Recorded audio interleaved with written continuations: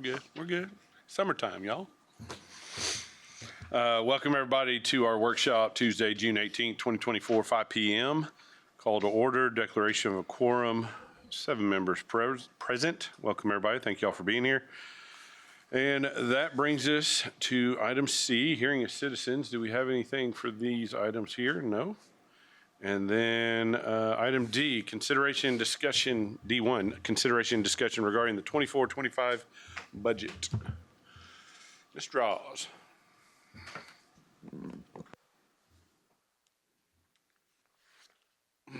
Maybe it was already on. Good evening. Thank you, Dr. Harkrider, Mr. Horak, members of the board. Here to talk about budget one more time. So we'll get right into it. I want to bring up the potential for the fiscal year alignment. Remind you of a few things there, and that is on the agenda tonight for further discussion and consideration. We'll again look at some updates for 23-24 because that kind of is our base for going into the new year.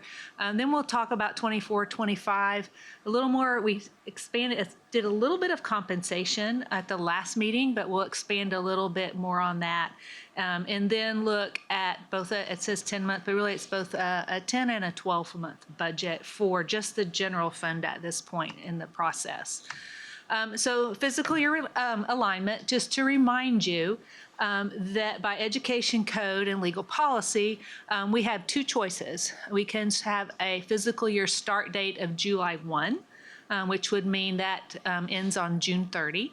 Or we can have a physical start date of September 1, and that ends in August 31. So College Station ISD is currently a September 1 through August 31. There is a process for districts who would like to change their fiscal year, so we'll look at that process. Currently, there are 316 districts out of a little over 1,200 that have that July 1 start date. So talk about some advantages and challenges. So advantages are that most of the federal grants that the district has run July through June, or they at least start in July. Sometimes they let us go all the way to September to finish spending monies, but for the most part, they start on July 1.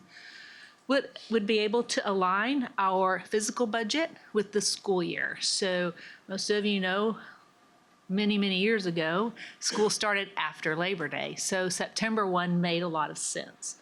We were starting our fiscal year just before students came, but now with school starting mid-August and some districts even early August, they're looking at it as next year. So right now they're saying, I need to spend my 24-25 budget because I'm planning for next school year, and the business office is saying, wait, we're still on 23-24. So it's really confusing. They have to hold some of their budget to get them through the summer to start school. So that's confusing for them.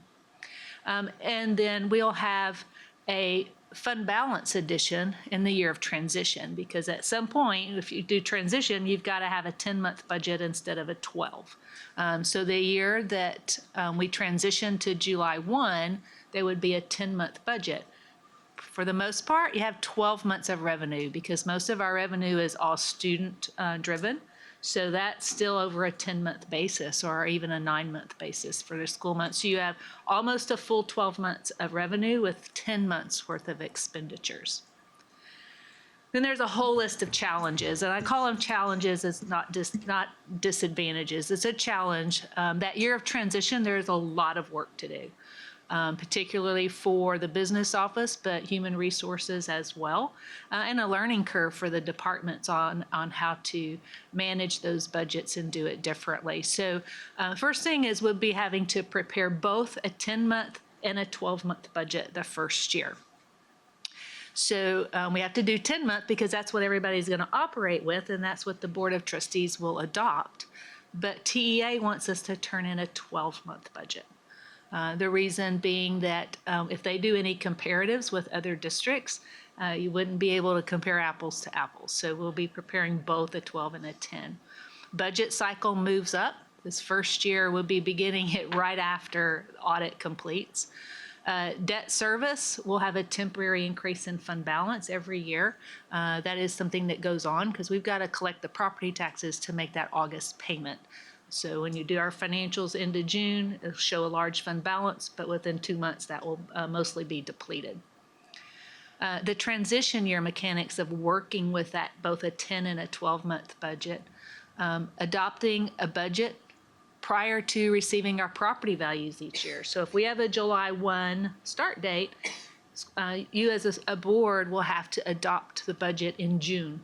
We don't get certified property values until in July, but we do have some estimates to work on.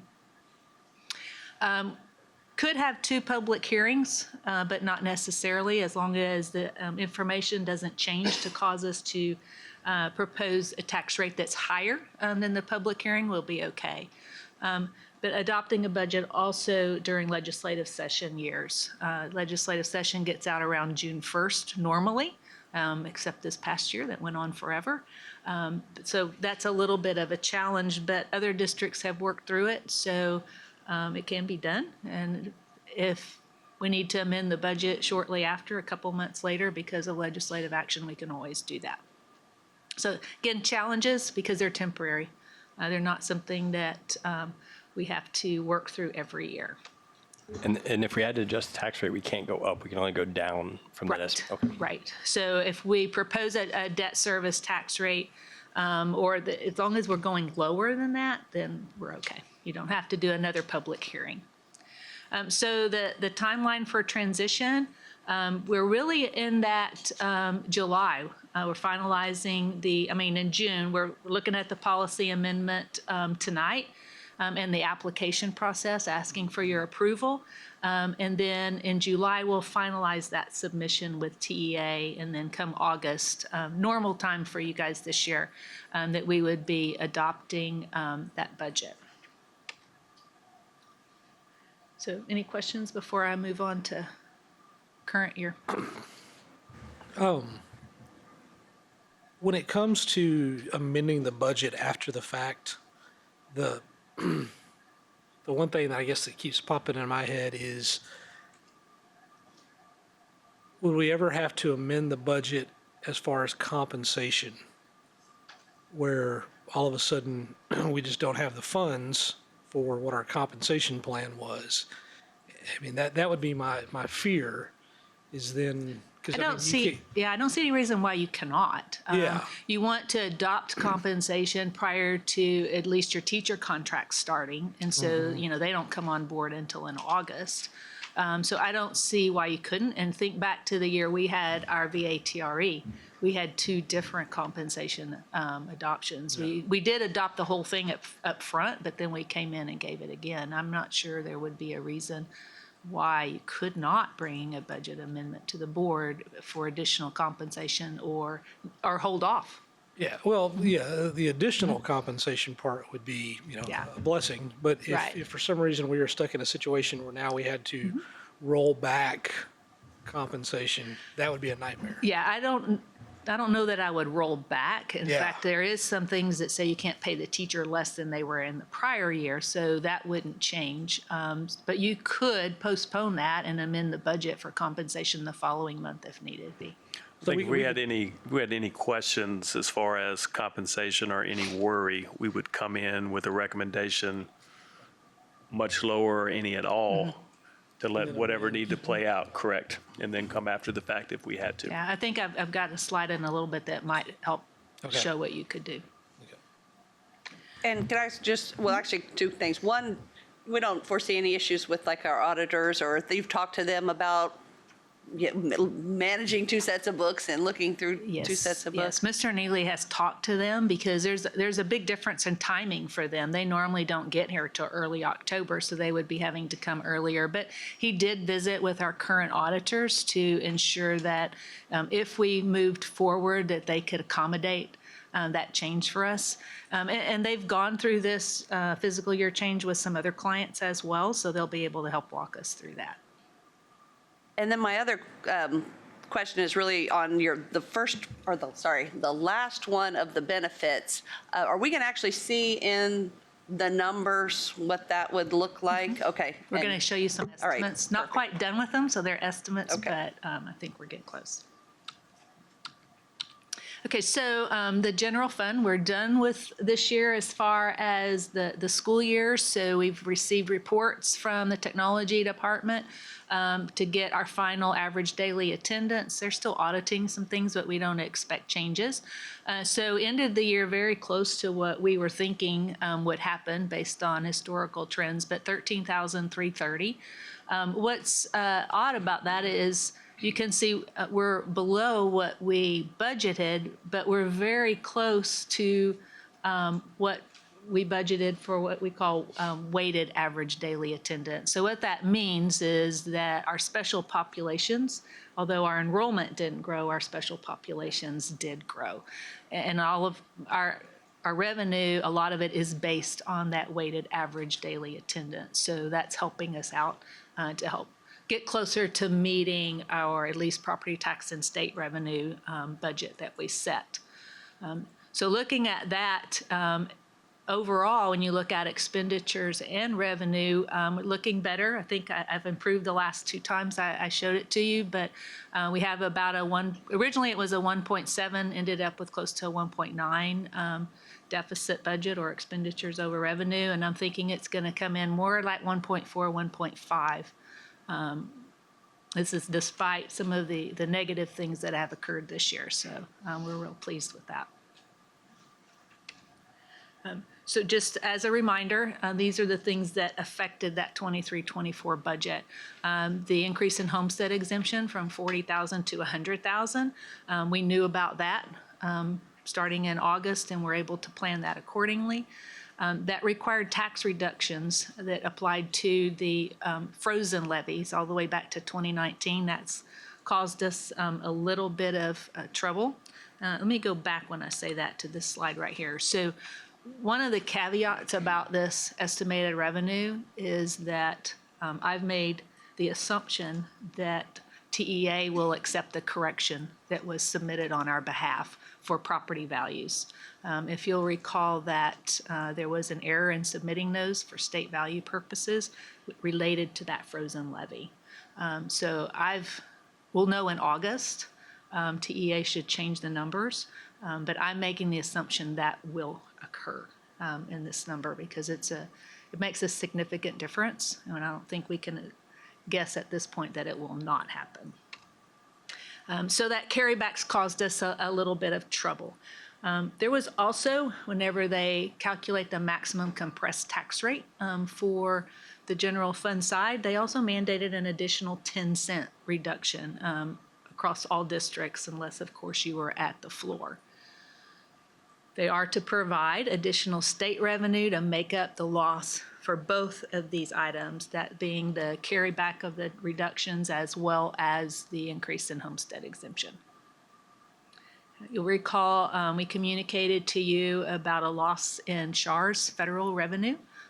This is reimbursements from the federal government for services that the school district provides to Medicaid eligible students. It was about $2.5 million this year because of an item where they said the formula had not been correct for a very long time, and they carried that correction back for 2 years and applied it to all districts. I think this coming year, that reduction from what we used to have before this was about $1.5 million, but it was $2.5 million for this year.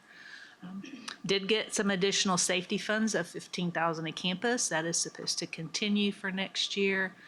A reminder, no increase in that basic allotment since 2019. So we've been having to deal with that. Very fortunate with investment earnings. That's also bailed us out. Interest rates have continued to be much higher than they were several years ago. And we also have started transitioning in 23-24 away from the use of ESSER. We started moving some things back to the general fund last year, and of course it will end come September of this year. So moving forward to 24-25, some of the challenges that we're facing is with all districts, we have increased demands for the use of spending money with no additional revenue. We have that decline that I mentioned of SHARs, the expiration of ESSER. We in College Station also have the expiration of what we call T-class. It's kind of related to ESSER. Not all districts received these funds, but we did apply for them and get them, and that also expires either in May or September of this year. So those are expiring as well. Record inflation. I've showed you some screens before of the increases we've seen since 2019, particularly in property and casualty insurance, but employee health, fuel, just daily operational expenditures that we have to have.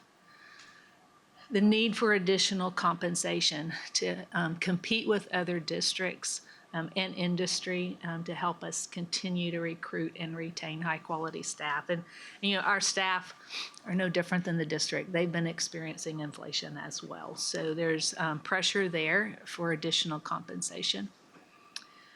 We are fortunate to have what we are now calling a stable enrollment growth instead of the increase in growth that we've had in previous years, pre-COVID. But it's stable, at least moving in an upward trend, but not quite as fast as it had been before. And then this year we have the unknowns of the next legislative session. There is some talk of compensation or additional funding for school districts, but we don't know what will happen. So we have that hanging over our heads as well. So looking at revenue, we are budgeting based on what the demographer has projected, a 0.6% increase in enrollment.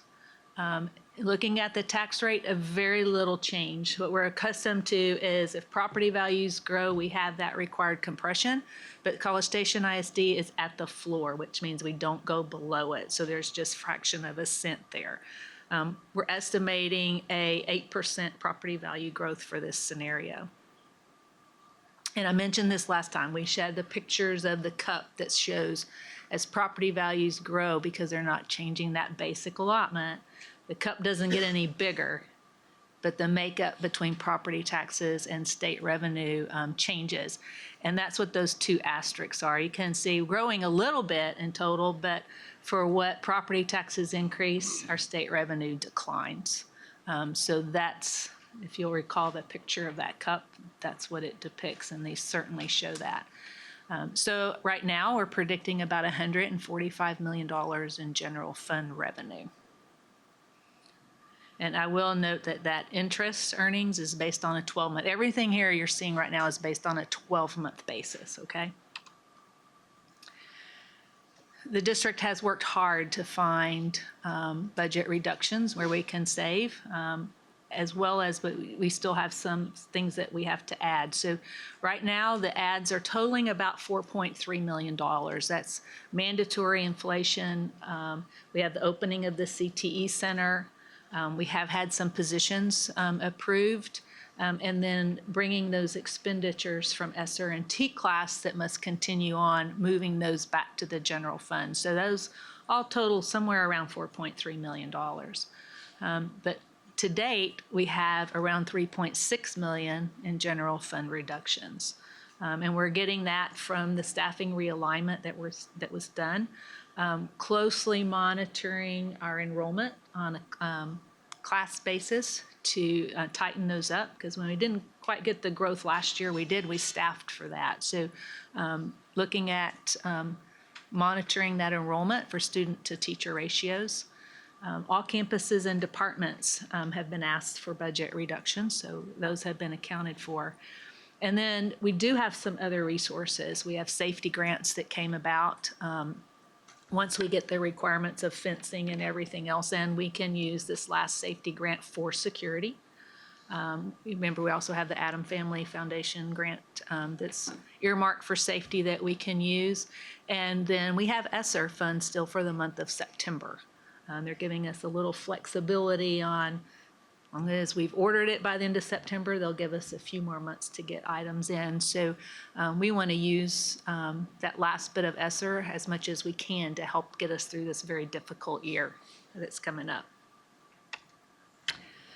So taking all that into account, around $149 million before we talk about compensation. So I hope this number improves a little bit, but right now around $4 million of expenditures exceeding revenue on a 12-month basis, okay, without talking about compensation.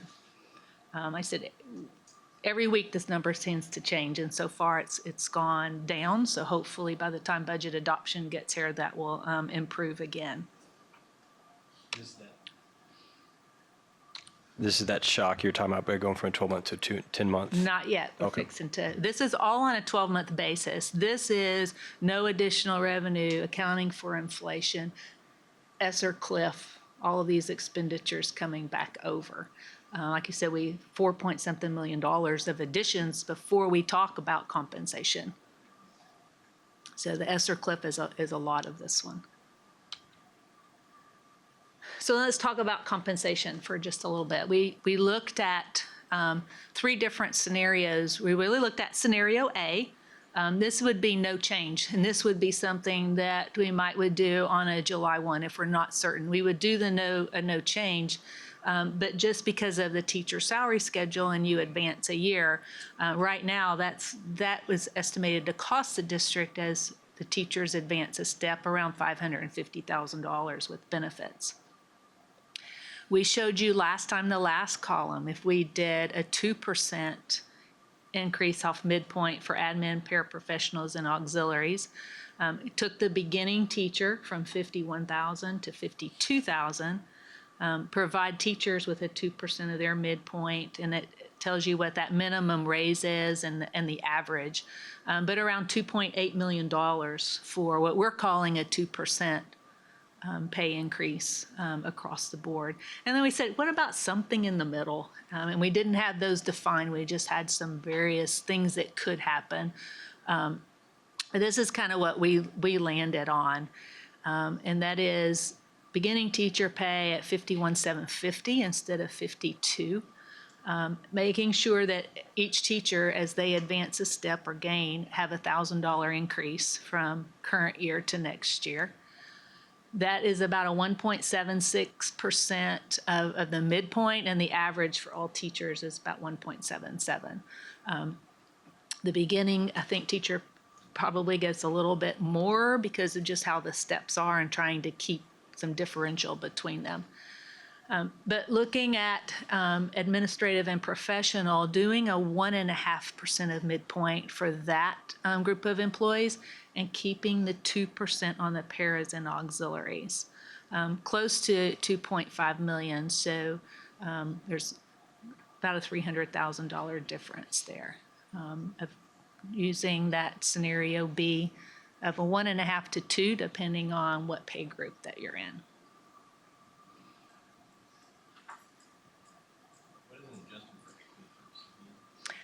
It could be that for market and equity purposes, so could be for market, there may be positions that were way out of line.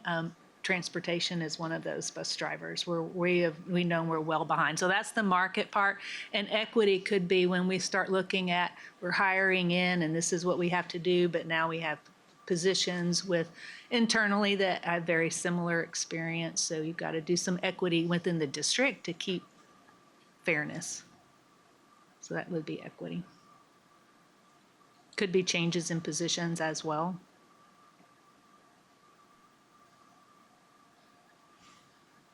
Did that answer your question? Okay. So now I think this is what you were asking for, and that's some whole numbers. And sorry, these didn't quite line up. So applying compensation to the numbers that we looked at before, if you'll recall, around a $4 million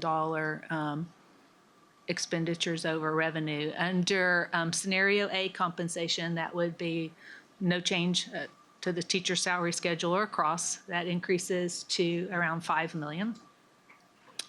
The 1.5 to 2% changes to just below 7, and scenario C comes to 7.3 million. So that's again on a 12-month basis. Right now, we're still working through the numbers. If on a 10-month basis, we feel like there's going to be somewhere between $8 and $10 million that will come off of this particular line item. So what you're looking at is the estimated general fund would be $3 to $5 million addition to fund balance, depending on where that 10-month impact is. Under scenario B for compensation, 1 to 3, and under scenario C, anywhere from $0.5 to $2.5 million addition to fund balance. I guess I was expecting that to be more than 8 to 10 million, because, I mean, just roughly taking 145 divided by 12 in 2 months. So where does that 8 to 10 go? What's, So you think about that's our more like biggest, 24 million, yeah, our yeah. biggest employee group and where most of our compensation at is in teachers. And teachers are the area that we don't get to postpone. And the reason is it's not on a cash basis. So if a teacher retires or resigns in May after they fulfill their contract, we have to pay them their June, July, and August salaries. So we have to accrue those and still expense them. Does that make sense? So you're not looking at any 10-month employees. You're saving on 12-month employees, 2 months of pay and benefits. 11-month employees, you're saving 1 month. But on the 10-month employees, you're 187 to 192, 197. We have to expense all of theirs. okay, yeah, and obviously not every Yes. month. So not every month is equal in our. Right, not every month the way is equal. The way we And then spend our money. Right, and then you have things like transportation. So if you look at fuel as one of their biggest expenditures. We're going to spend most of it in September through May.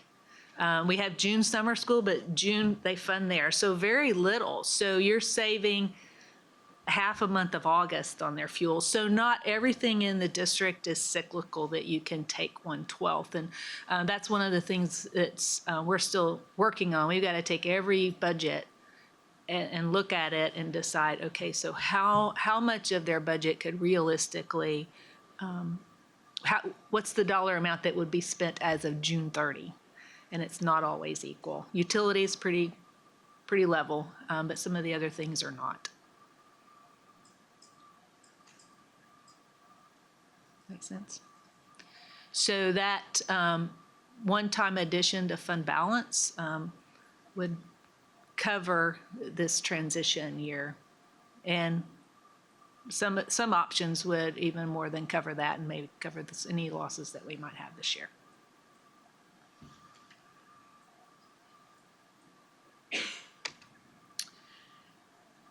So what are we doing from here? We're continuing to look at all resignations to determine what are we doing with those. We're monitoring enrollment to determine are we filling all those positions.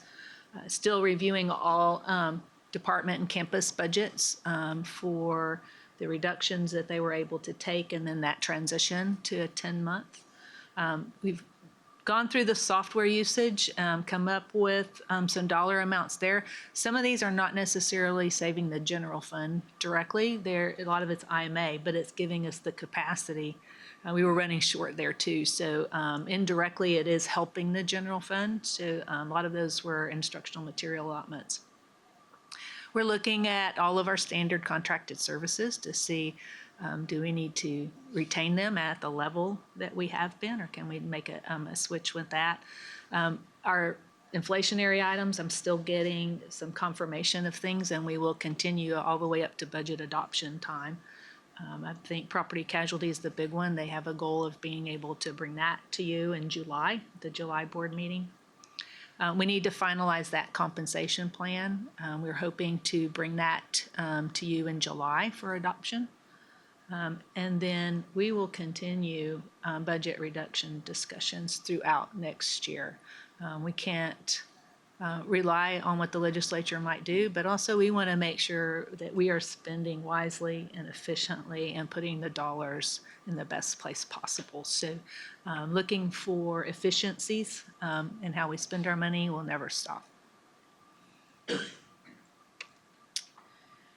So just a reminder of the budget timeline. Get another opportunity in July. And then August 20th is the scheduled meeting for the public hearing and adoption. So with that questions, I will tell you that there's some data slides that follow this that I put in here just for your reference. That's fund balance, enrollment, property value growth. I don't think we need to go over them again. But I have left them in here so you can easily reference back and not have to go to prior meeting presentations to find them. So Can you go back a couple slides to the expenditure one? That one. this one. I mean, obviously, we all got to look at those big deficit numbers there and think about those. All of them are large.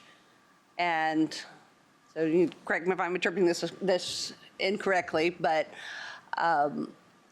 obviously, this change in our fiscal year would give us some cushion this year. And in addition to getting us through that deficit this year, it would get us even a little bit of potential ahead for the next year. Correct. Because we all recognize that when we make most of those decisions that we would make for that budget would be ongoing till the next year, right? I mean, so Exactly. we would be, unless something happens with the legislature, which is, we can all be a little hopeful, but also tentative and wary with what they're going to do, I would think. So, so that's the bad of how bad it is, but a little cushion because of the change, and then some hope that there would be more moving forward. Because we really couldn't, I mean, it would be a bigger deficit. I mean, it would be, well, it would not, it would still be a deficit next year, and then 2 years out, it would be even bigger if we didn't do if we didn't get more revenue or continue to reduce expenditure. Yeah, so I'm going to point this out because I had to do a double take. The math here, you think it's because that first one was $500,000, but that loss is not the expenditures plus $500,000. Is I reduced by 2 months of interest earnings as well. So if you're wondering how my crazy math was, I had to look at that. I said, what did I do? And I remember I did take 2 months of interest out of the revenue. And just so you're aware, I mean, we reduced roughly 3.6 million right now, budget-wise. That will not change next year. We will be evaluating everything and how we're spending money.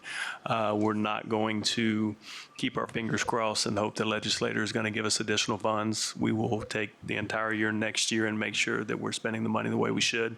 And there will be additional cost savings that I think will come across here over the next 12 months.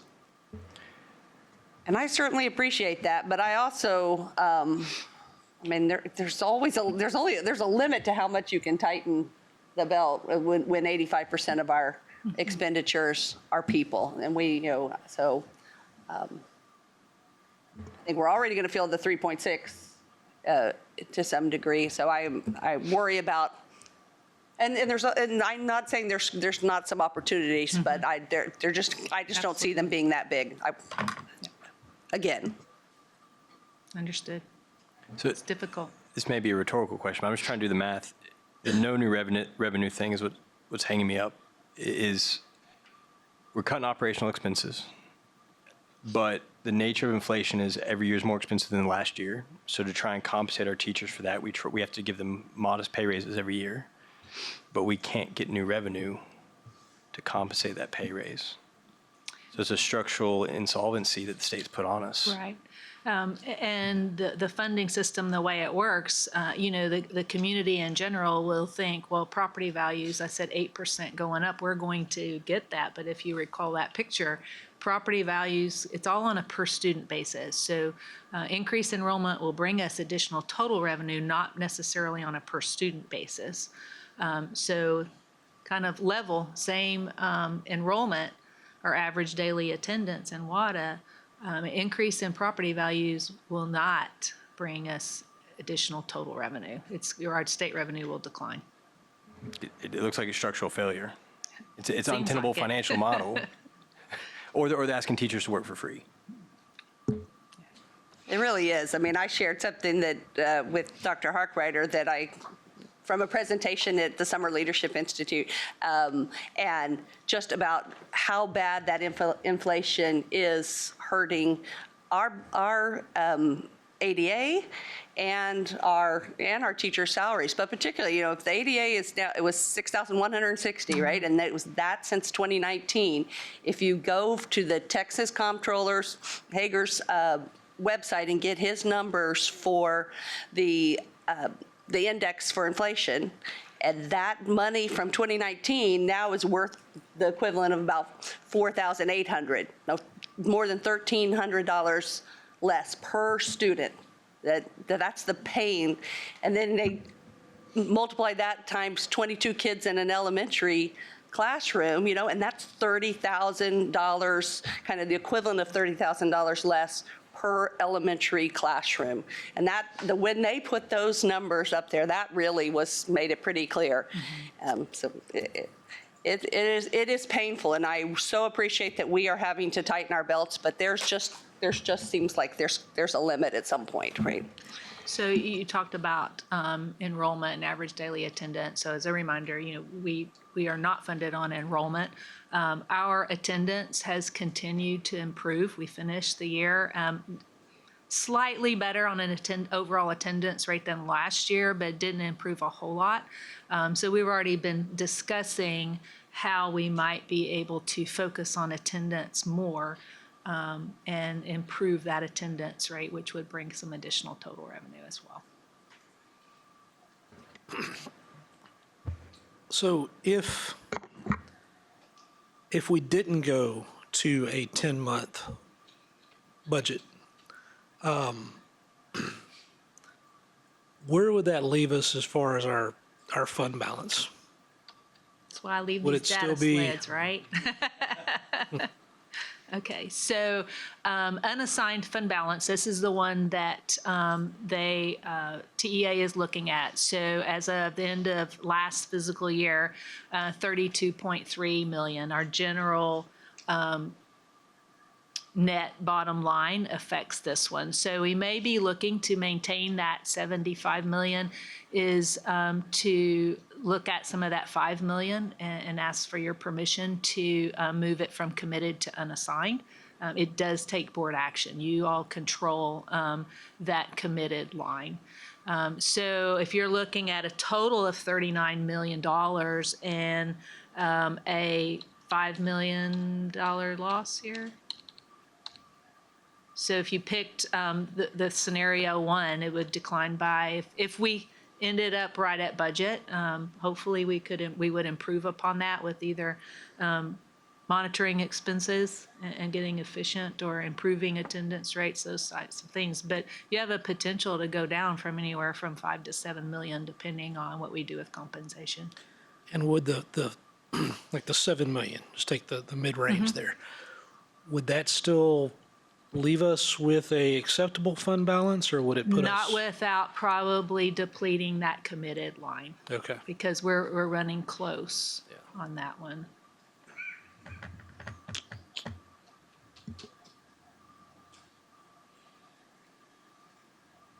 I knew those slides were down there for a reason. Anything else? I mean, we obviously see what we've been talking about for a few months now. So it's just one of those things we have to, I guess, swallow our pride and just kind of figure out what we need to do, because ultimately, in order to keep moving forward, keeping CSISD in the forefront for our kids and the students and what we're here to do, you got to have the staff to be able to do it, and you got to take care of them. And while it seems negative, everybody's dealing with this. Yes, they are. And I'm not saying, like, hey, why'd you do that to my kid? When my kids say, why'd you do that? And they go, well, so-and-so did. I don't care what they did. Well, everybody's dealing with this. And so that's the facts of life. We have to figure out how it works for us. And I appreciate the work y'all have put in on that. And we've got some more work to do on it, obviously, and kind of figure that out. And we'll work through that. I mean, that's all we can do at this point. Okay. So I appreciate it. D2, receive an update on district communications. Mr. Dutton. not Amy. No.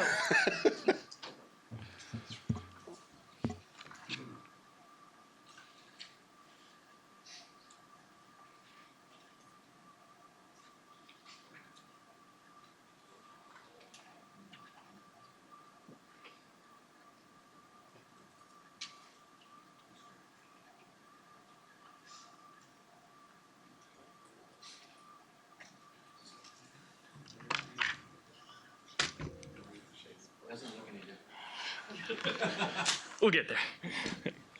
Mr. Horak, members of the board, I am excited to share a couple updates on some things that we've been working on over the past school year.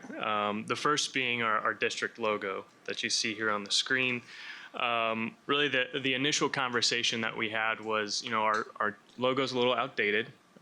It's reminiscent of the state seal, which a lot of school districts use initially, and then over the past few decades, a lot of school districts have changed their logo to create their own brand identity, to represent who they are, so that it matches their culture, what they're about, and the distinctive parts of who they are. And so we really wanted to have some of those conversations and think about that. We started brainstorming and throwing out ideas in the fall and really hit the ground running, working on some different options in the spring semester.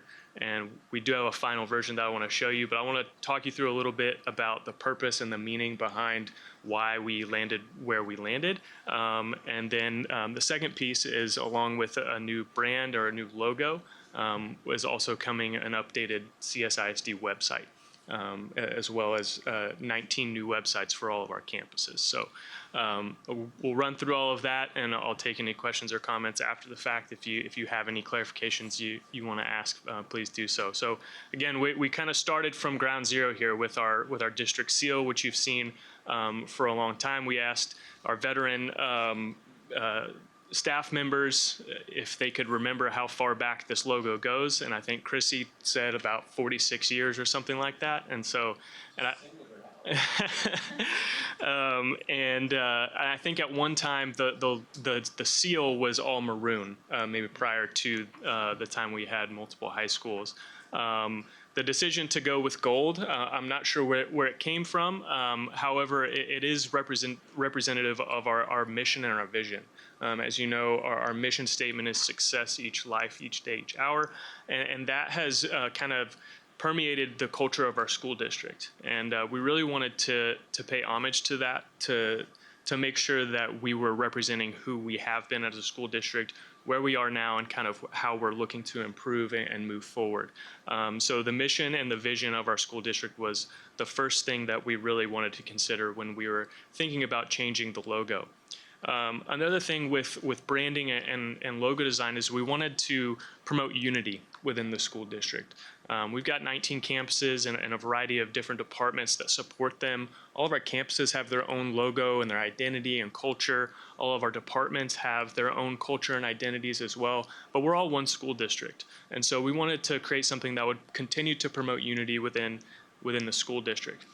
Another thing that we considered was that although our school district logo may be a little bit outdated, it does have brand recognition in our community. And so it's on the side of our fleet vehicles. It's here in our boardroom. It's in our social media accounts. It's on our website. It's been used for a really long time. And so we didn't want to recreate the wheel in a sense. We wanted to maintain the brand recognition that we had here in the community. The next thing we really dove into was our campus logos and our department logos to see if there were any consistent themes, colors, elements, or ideas that we could pull from as we're deciding on how we're going to move forward with a new school district logo. And so all of our 19 campuses received an updated logo, I believe, back in 2018. And then our departments as well have kind of taken elements of the current logo, the current brand elements, and created some of their own department logos. And so as we were looking through the school logos, the department logos, we really just wanted to identify what are some of the things that these logos show to us, what are the things that we like about them, and what do we want to apply that to the new school district brand. And so the three big things that we pulled out is that our logos are simple and they're versatile. You can use them in a variety of ways. All of our campuses have like 4 or 5 different versions of their logo, so they can use it in a variety of ways. Our departments have done the same thing in creating iterations of their logos to use in all the mediums that they use it. We wanted it to be approachable. And what that means is we wanted it to be something that when you looked at our school district logo, you could tell what it's about. Even though it does say College Station Independent School District, we wanted it to be something that was representative of what we're about. In the same way that you look at, say, the South Knoll Tiger, you can tell that that's a cute, cartoony kind of looking tiger. It's professionally done, but it's representative of an elementary school. And so we wanted to have the same kind of approachable look to our logo. And then we wanted something that was professional. We wanted some intentionality behind it, something that looked like we spent time thinking about what we really wanted it to look like. And so we talked through a bunch of different options. If you'll remember, I said we wanted it to be unifying.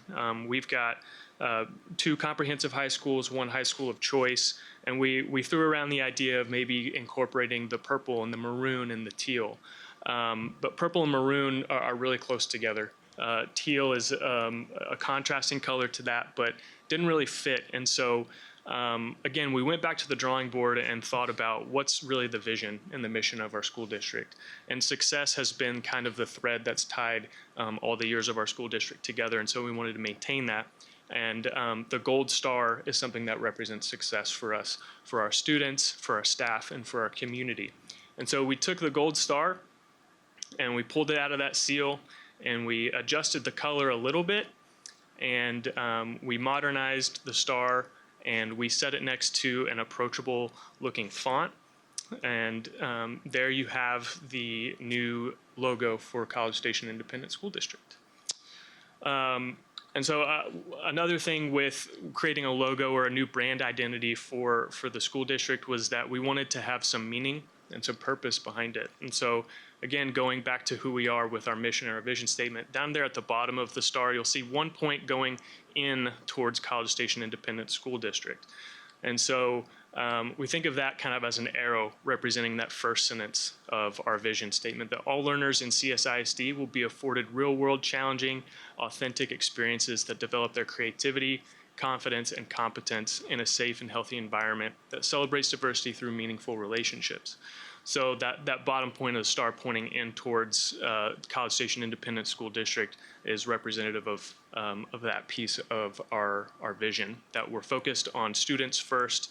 We believe that all kids can learn at high levels, and we want to foster healthy relationships by building them up and preparing them for their next steps in life.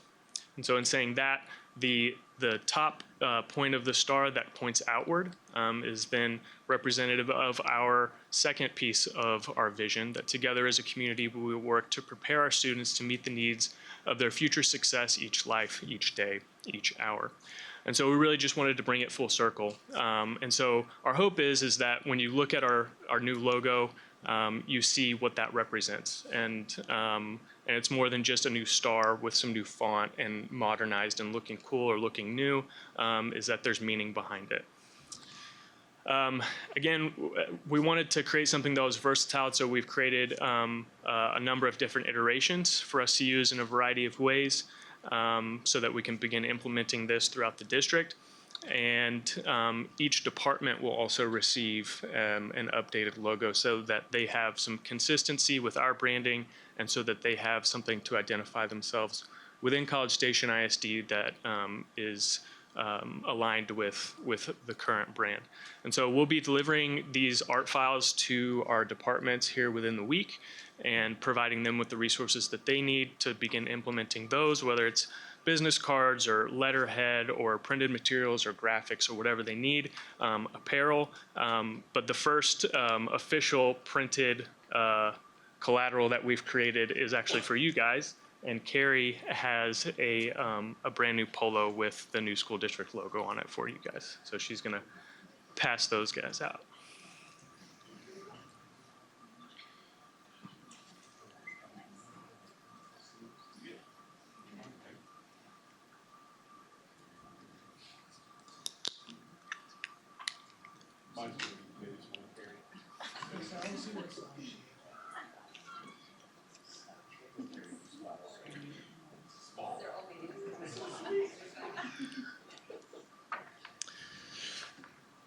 So as I mentioned, as Carrie's passing those out, we'll be rolling this out within the week. You'll see it on our social media accounts.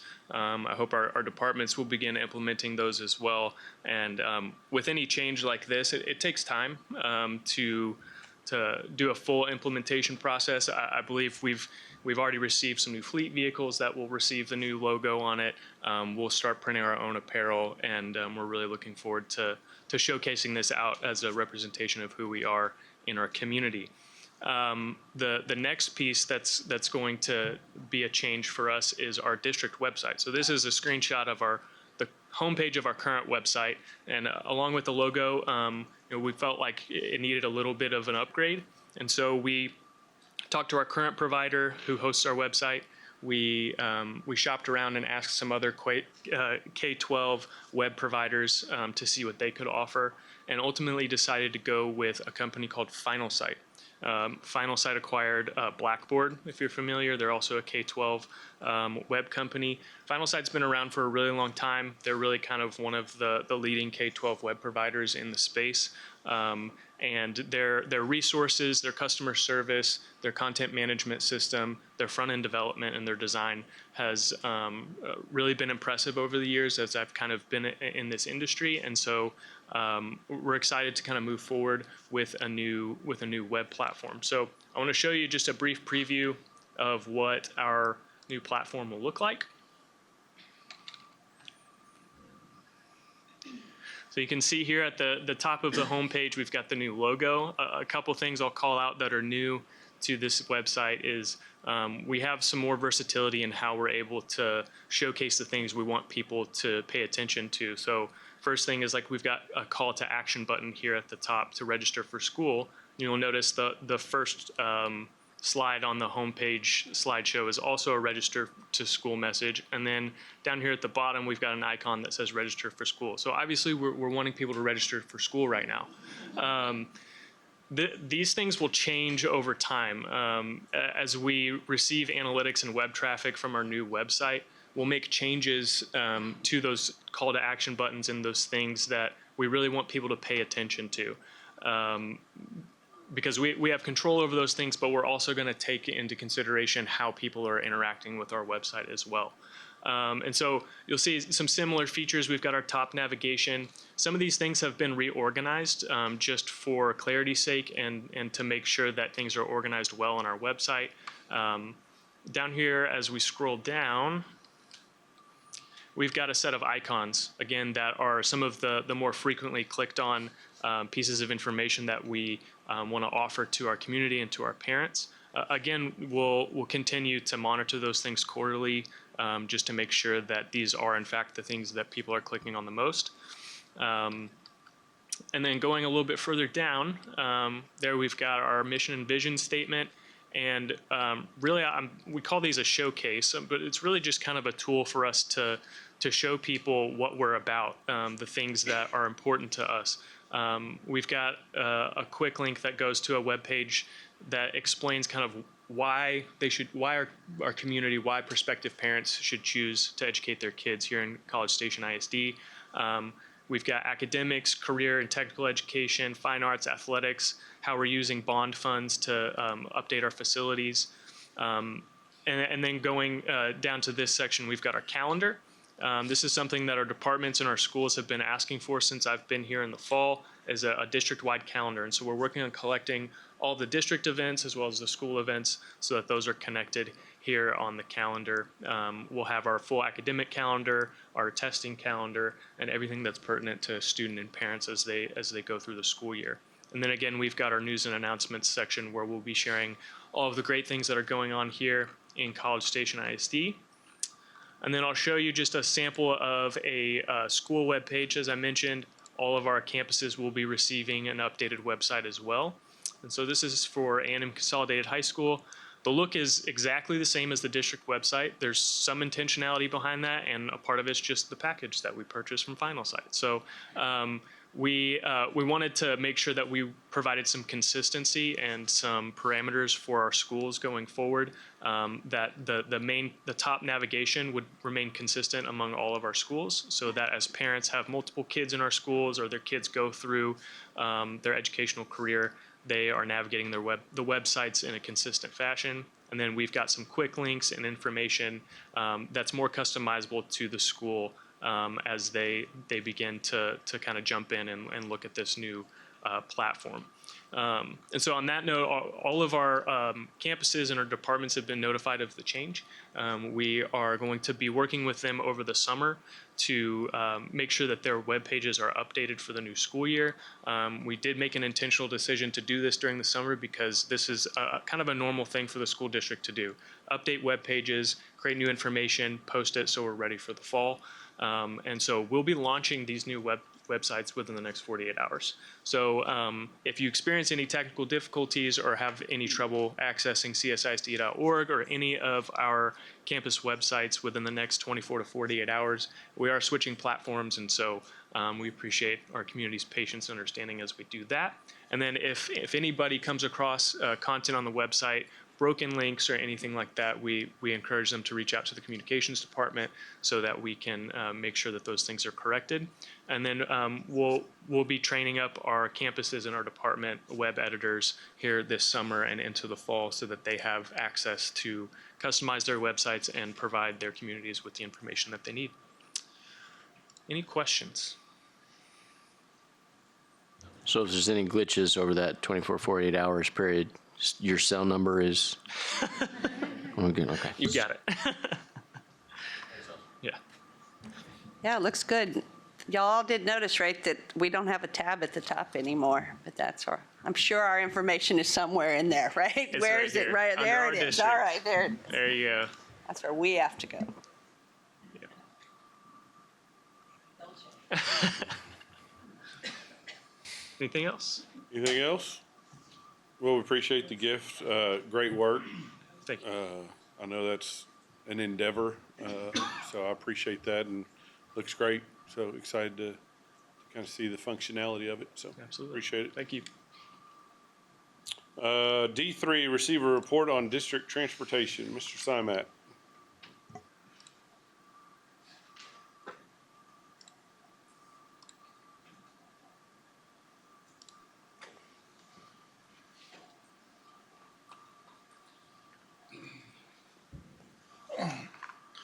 Good evening, President Horak, Dr. Harkrider, members of the board. Thank you for this opportunity.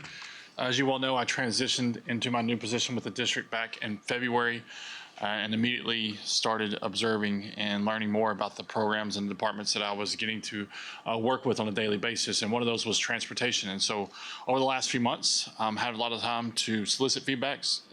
Some of it was solicited, some of it was unsolicited. Do a lot of observations, ask a lot of questions, and really truly just start to evaluate our transportation department. And so what I've outlined for you today is a position overview of what we currently have within our administrative office at transportation, as well as just kind of a quick snapshot of what overtime looks like and why that is. And at the end of this, I'm going to outline for you how we can better define positions within our transportation department and save money, while also at the same time better supporting our transportation department, the students that we serve, and the campuses that we serve as well. So today, here's just a quick overview. I will tell you, as I've gone through, and I've been doing this for the last few months, I have been comparing our district to like-sized districts, a lot of the same districts that we utilize when we're looking at different comparison groups, your Beltons, your Magnolias, your Montgomerys, the schools to the north of us, and a few other schools. I will tell you that what I have come to see is that many of the other districts that are like-sized to us have more in the way of office positions. And so I was wondering, I was like, as I've been out in transportation over the years, I've noticed more people in the office. And I was like, it's just not adding up to me. So I was just paying attention and asking more questions. So I'll kind of allude to that or explain that more in just a second. But what we currently have is we have our director and our assistant director. We have two routers. We added one this year. Our routers are busy right now working with Transfighter, getting more in. We have a dispatcher. We have one person who kind of moonlights as a part-time dispatcher, so our current dispatcher can take a lunch break. We have our admin assistant, and then we have two lead drivers. And so With those positions, for our drivers and monitors, our drivers and monitors are guaranteed 5 hours. So anything over 5 hours for a driver and monitor is going to be considered overtime, but it's only at 1-to-1. We're not paying time and a half. I tell you that because that's the type of, we're not going to ever really truly be able to avoid that type of overtime, in the sense that we're always going to have extra field trips. We have midday trips. Sometimes we have coaches that don't have CDLs, and we have bus drivers that have to pick up and drive for coaches. Our lead drivers serve as route drivers in the morning and the afternoon, and in the daytime, they work the 8-hour days. They are serving as part of our driver trainers. We hire all the time in transportation. We hire people to be driver trainees. We hire people to be bus monitors. It is a constant situation where sometimes people get in and the 5 hours is just not enough, or sometimes people get in and they cite that student discipline is just too much for them to manage on the bus, and it's not what they had envisioned, and so they move on. Our routers currently work 40 hours a week. Anything over 40 hours for them is considered time and a half, and our dispatchers our dispatcher, and then is 40 hours a week, and anything over 40 hours is considered time and a half for them as well. So take a minute to process this, and I'm gonna point out some highlighted things to you. And on the left there, you'll see 2022, 2023. I'd like to just go back for 2 years because I knew that we were limited on time and I didn't want to get too far down the foxhole. But you'll see on the total paid hours in 22, 23, we had 25,000 plus hours. I'm most interested there in the number of hours that we paid at time and a half. And as I stated at the beginning, I had noticed over the years more people in the office at transportation than what I just described to you as the current positions that we have. And so I started asking questions. And Mr. Silva, over the years, he was not advocating for new positions. He was finding workarounds.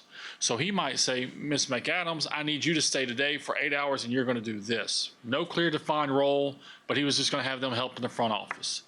Well, if you're a bus driver and you work 5 hours a day and then we keep you for that additional time and we do that 3 or 4 times a week, that money starts to add up. And so you'll see in 22, 23, at time and a half, we paid almost $225,000 in overtime.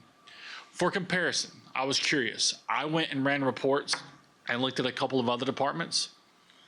The closest next one that I found was $120,000 in overtime.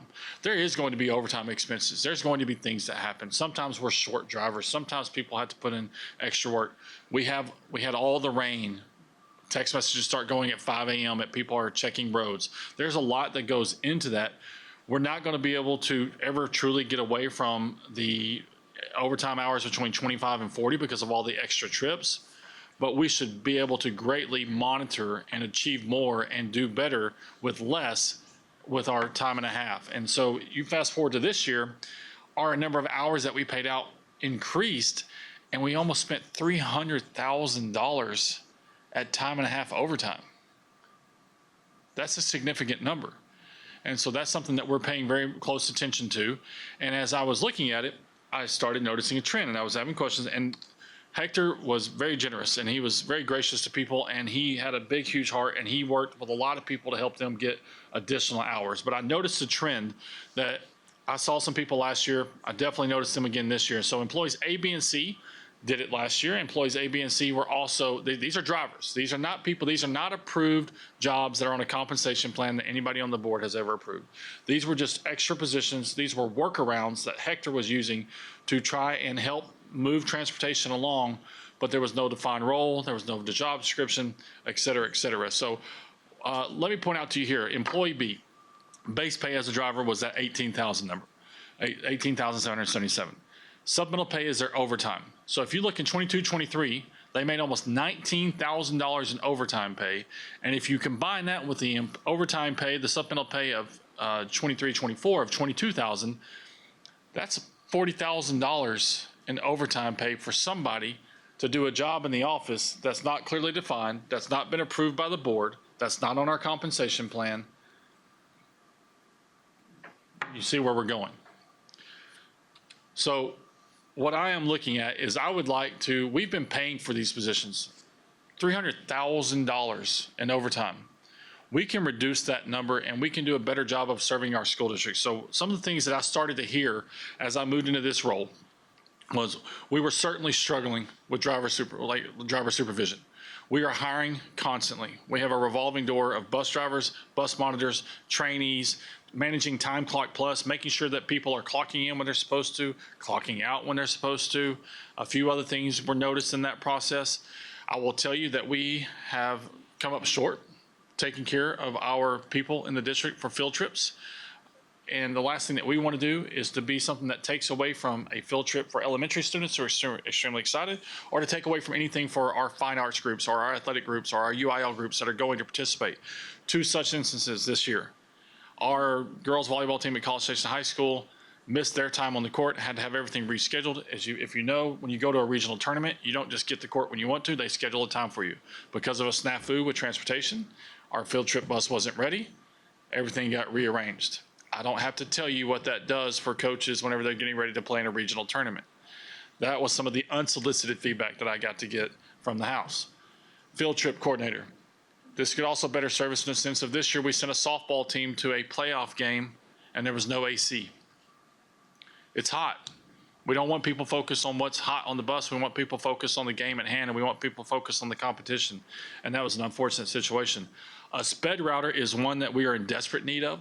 Keep in mind when it comes to routing, when you're talking about a gen ed student, you're getting them to a corner, you're getting them to a bus stop, you're getting them to the entrance of a neighborhood. For a special education student, you are getting them to a doorstep. You are getting them to the bottom of the stairs at an apartment complex. You are getting them and you are handing them to somebody.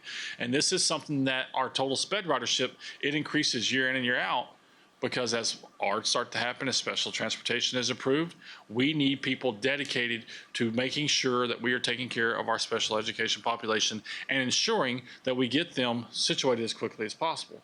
Right now, our turnaround, if a parent waives their 5 days for sped transportation and we get ready to go, we can't meet that demand. We can't do it. We've had people in the office attempting to do things, but again, we've had no clear job description. We've had no training, no evaluations, no coaching. We've kind of been wandering around aimlessly, not really knowing what we don't know because we didn't know what our job truly was. And a last one would be a student management supervisor.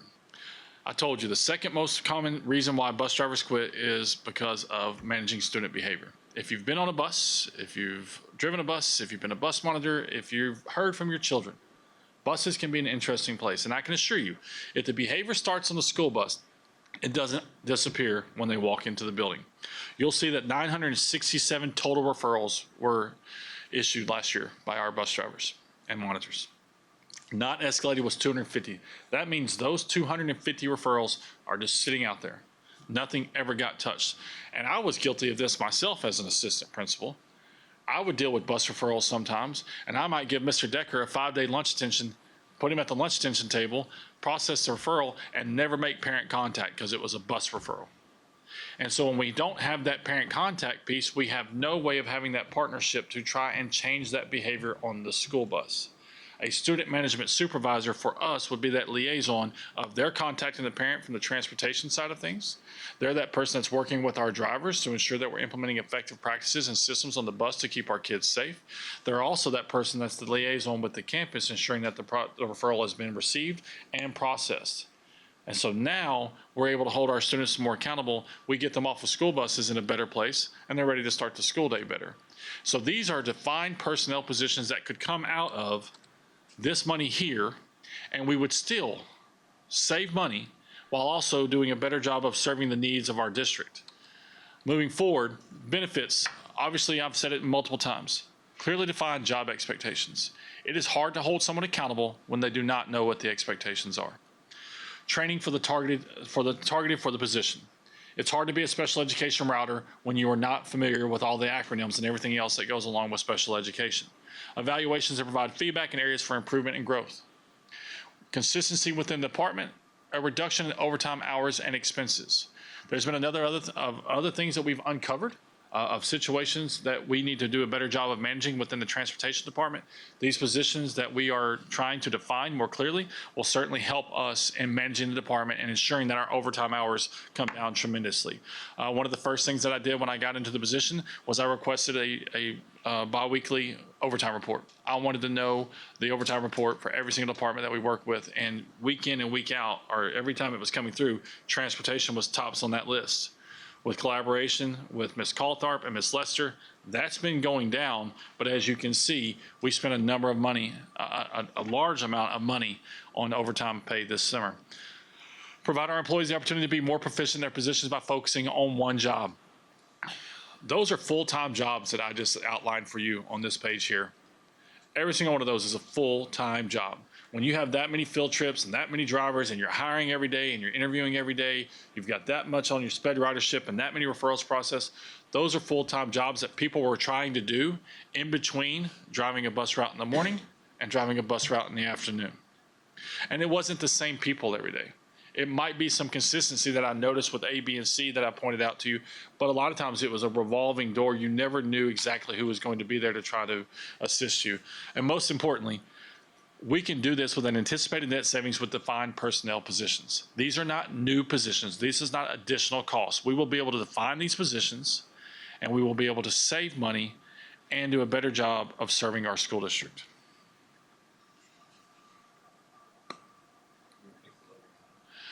The logo will be fixed. Mr. Dunson's been very territorial about it. I currently do not have access to it.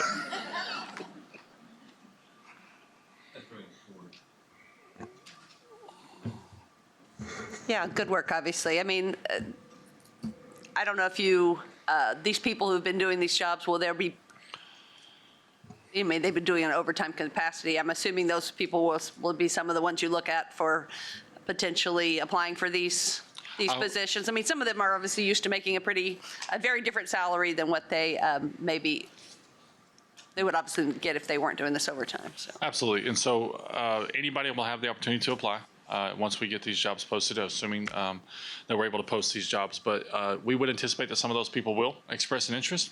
Some of them may not. The more strict parameters and the greater expectations, maybe they will, maybe they won't. I don't know 100%, but I do trust that Ms. Caltharp and her team with Ms. Lester will help us in shaping the future and helping us grow and do a better job of serving our people. Yeah, thank you. And again, back to our earlier discussion, it is a way to hopefully be more efficient with, how you're managing those folks. So thank you. Anything else? Great job, Mr. Simak. Appreciate it. Thanks, sir.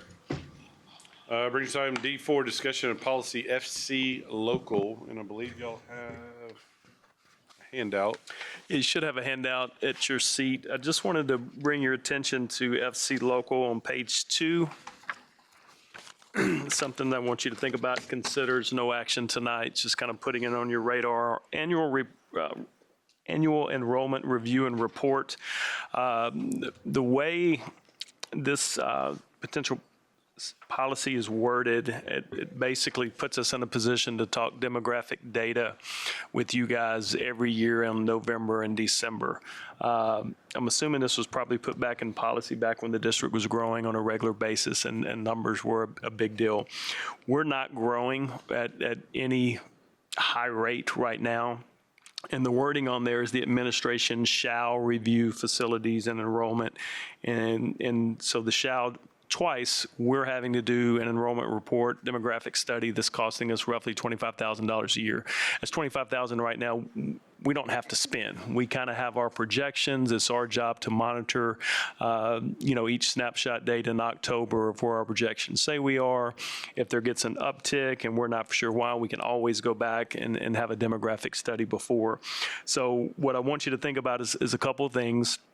We can totally take this annual enrollment review and report out, and that becomes part of our administrative regulations, or we make two word changes. We change shall in those two paragraphs to may, and then it's up to us what we do or not, and our hands really aren't tied.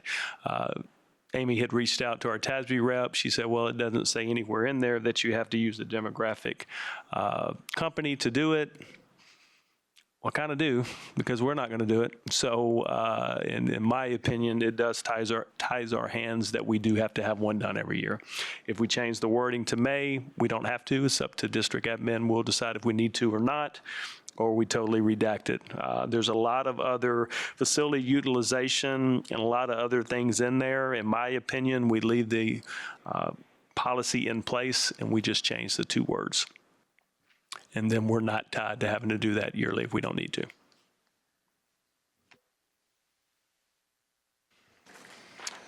Any questions?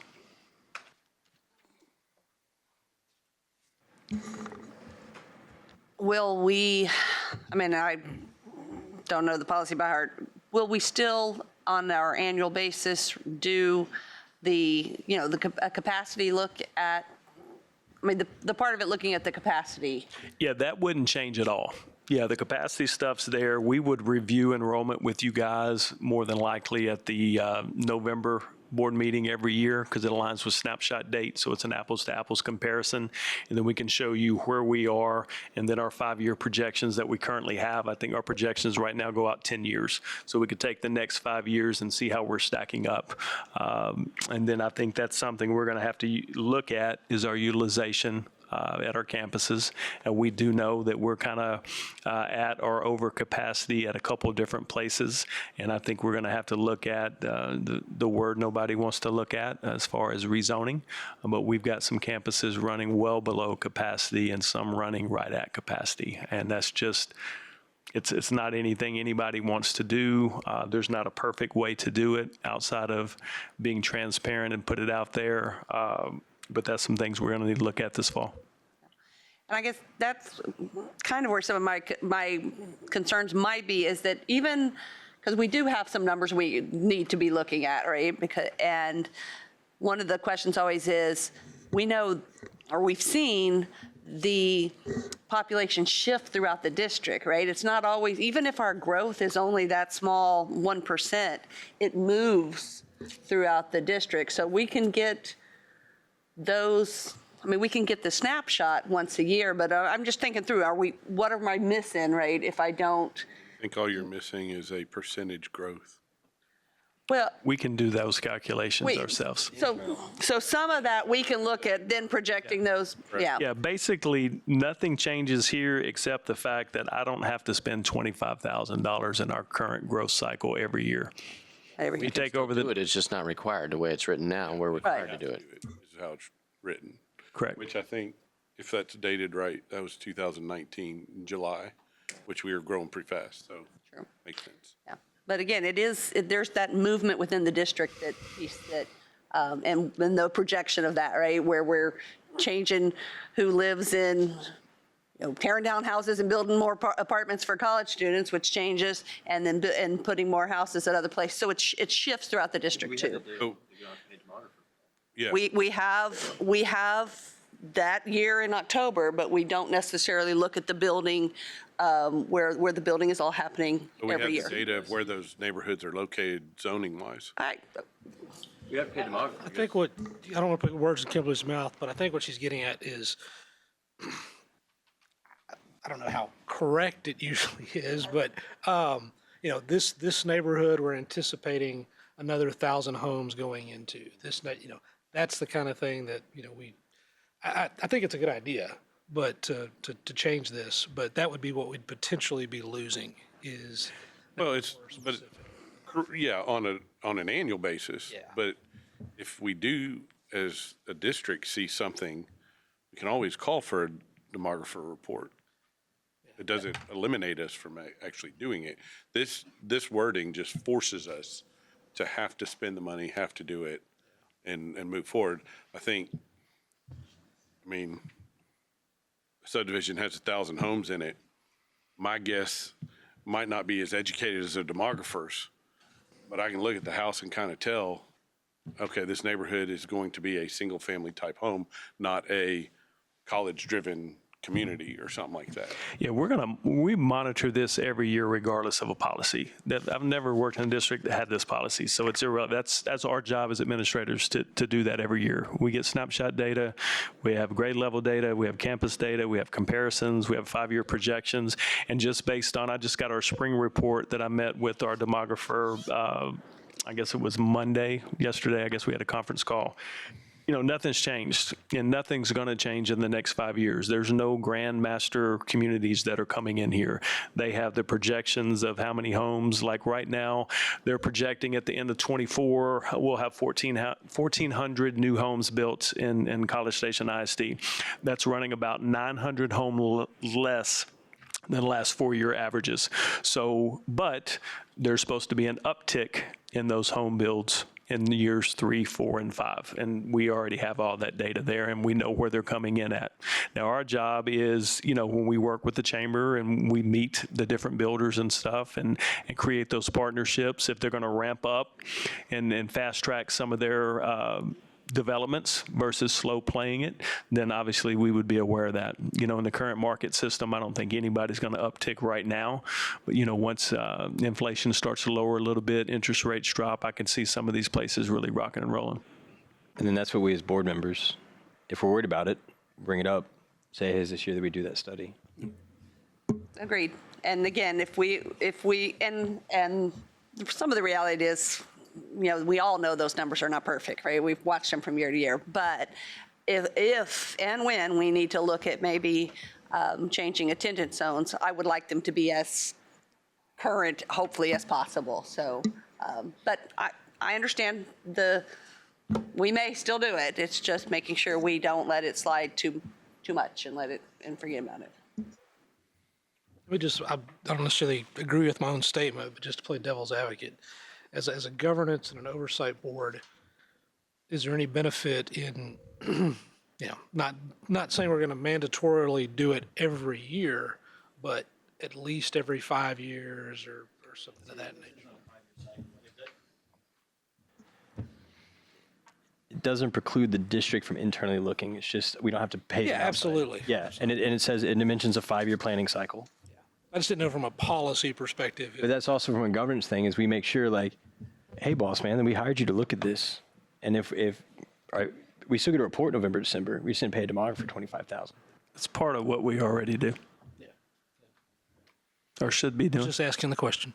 Yes, sir. Anything else? That brings us to adjournment.